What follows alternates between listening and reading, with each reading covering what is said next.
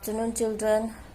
Class 5 ki lesson number 2 ki revision taurasi ngasi se madam se hakchang nongai ta dana ko video se thenge upload taw se ngasi di khara thenge ko sorry for that aduga akoi gi lesson number 2 gi akoi revision taw si ko lesson but learning with a difference habedi kaino akoi gi differently able or singa moina kamaina tawi habedugi matang da khoi tam gre ko Helen Keller kaina ga ko adu yengo my exercise to revision taw si match the dates with the events in the Helen Keller's life.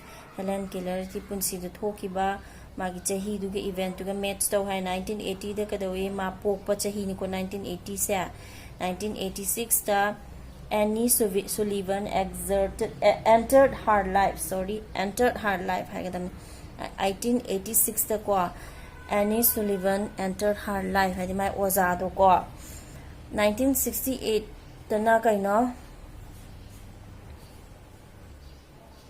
1880 da ma po e ko 1886 da Annie Sullivan change my life da 1968 tana ma si re ko Helen Keller si bachahi ni ko 1904 dana graduated from Radcliffe College da ma graduate of maths da following ni khangani ko choose the correct option.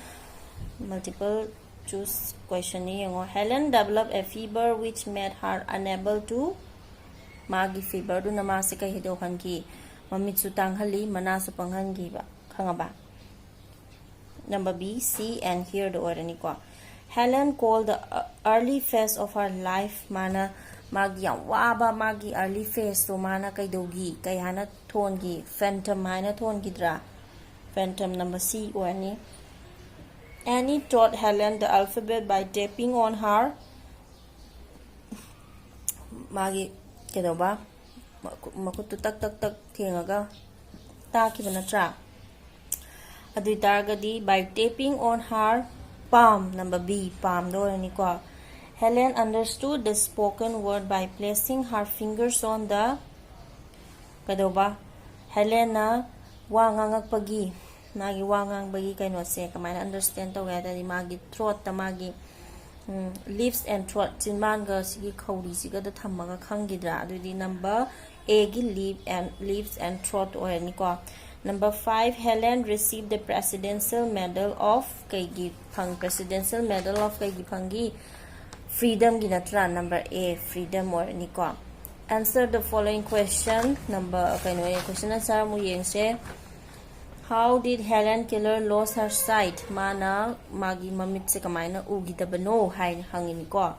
When Helen was 19 months old, she developed a fever that was almost fatal. When she recovered, she slowly lost her sight. Magi mamit ugidabagi reason se kaino atadi mana 19 months hai di kaino chahi amaga kaya tare da tha tare hai tare ko. Adumaina surakpa matamda angang oidingai matamda kaido ma se fever ama develop tawreba ko fever du na kada almost fatal hadi ma se siba yana hai tare amna khudong thiningai oina ma se na ba adu da magi na ba se phara aba matung na magi mammi se tapna tapna urakta bane ba gyan thai ko.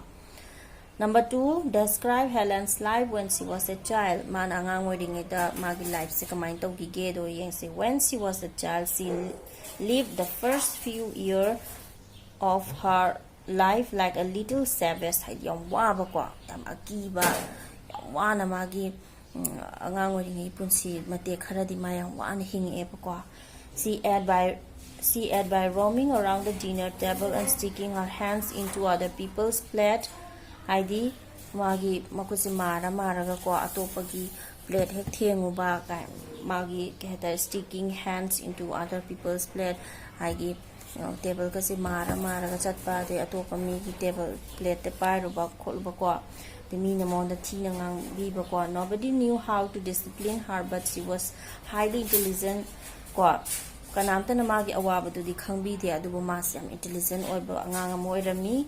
Her anger at being different caused her to be wild and being physically strong. She was almost uncontrollable ko hadi mi na da maina monda magi awaba do understand to bida do mahon da am nungai ta ba ko am awaba ko mahon da khang bangam da awaba mo oi gi ba gyan dai ko.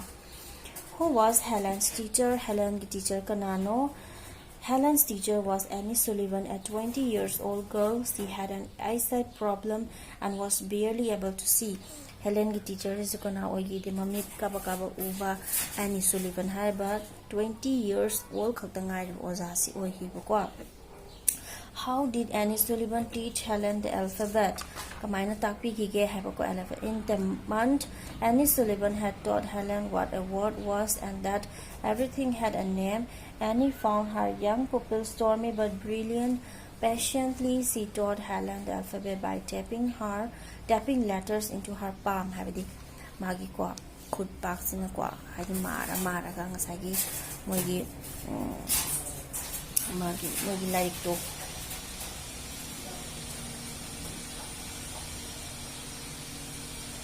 magi tapping her palm aduda mana kadoba ngasagi ozasina khangi Helen se kaino kitang di saugal store mi adi saugan ba kitang phinga phai oiba ko adubu ma brilliant haidi yamna intelligent oiba ko yamna thongna lebi satri mane ha bisi di khangi ko adu magi palm sida magi like to mara ga mana takpi ki ko. How did Helen study in college? Helen na my college ta kamina study to again high kanda. When Helen was at college, her teacher tapped the lecture into her hand. It was Annie who read her college text to her endlessly, sacrificing her own failing eyesight to do so.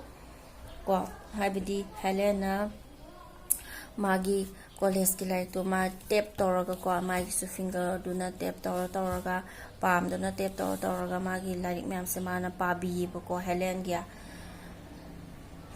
Thus, by placing her finger on a speaker's lips and throat, Helen learned to understood spoken word. Habidi speaker adi kaino ta iba oza natraga mi dugi machin natraga throat thamaga ngangi basi kari no habase mana para kaino toraga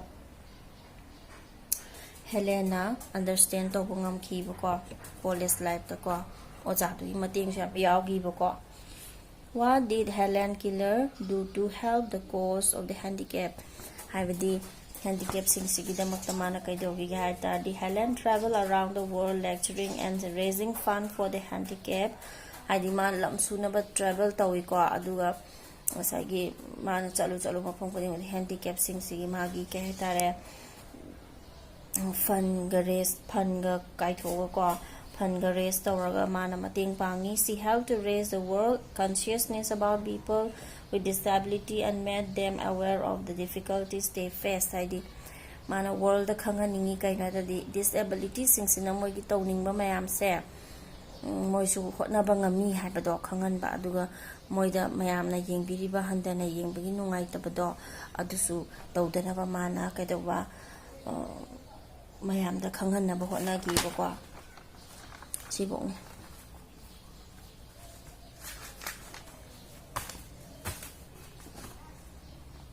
Class 5 kini ko learning with the difference ko.